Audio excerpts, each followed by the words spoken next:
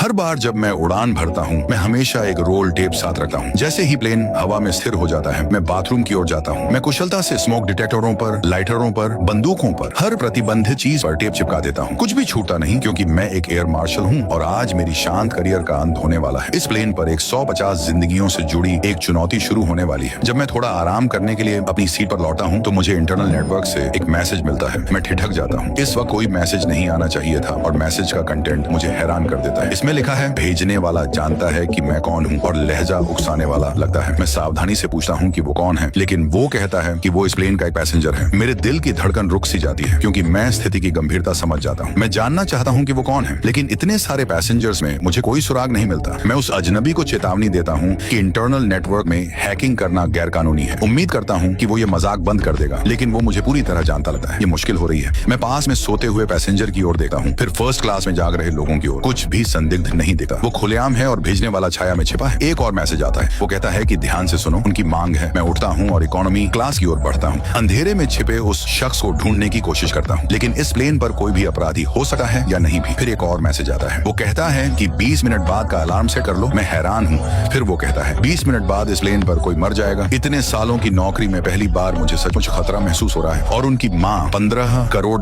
अब वो account details भी दे देते हैं। मैं हंस पड़ता हूँ। मेरे पास $15 करोड़ देने की कोई ताकत नहीं है। पास में बैठी एक महिला जाग जाती है और मेरे अजीब व्यवहार को नोटिस करती है। एक और मैसेज, 20 मिनट में फंड्स कंफर्म करो वरना कोई मर जाएगा। मैं बस अलार्म सेट कर सकता हूँ। फिर मैं इकोनॉमी क्लास जाता हूँ। एक आदमी को गहरी नजर से देखता हूँ। वो समझ जाता है। हम दोनों इकोनॉमी किचन एरिया की ओर जाते हैं। मैं संकोच के साथ अपने पार्टनर से पूछता हूँ, मजाक बंद करो, तुम्हें शांत होना चाहिए पार्टनर। मैं 25 साल तक ऑपरा हूँ। मैं तुम जैसे आदमियों को जानता हूँ। मेरे जैसे आदमी सख्त प्रोटोकॉल फॉलो करते हैं। हमें अभी बात भी नहीं करनी चाहिए। ये सिक्योर नेटवर्क है जैक। तो फिर तुम किस बारे में बात कर रहे हो? मैसेज देखने के बाद मेरा पार्टनर अपना फोन दिखाता है। सचमुच हेडक्वार्टर्स के अलावा कोई और कम्युनिकेशन नहीं है। एक बार पुष्टि होने पर मैं इसे गंभीरता से लेता हूँ क्योंकि ये बड़ा केस है। ऐसी घटनाओं में सबसे पहली प्राथमिकता इमरजेंसी लैंडिंग होती है, लेकिन मेरा पार्टनर सलाह देता है कि अभी अलार्म न मचाओ। मैं उसकी सलाह को नजरअंदाज कर देता हूँ।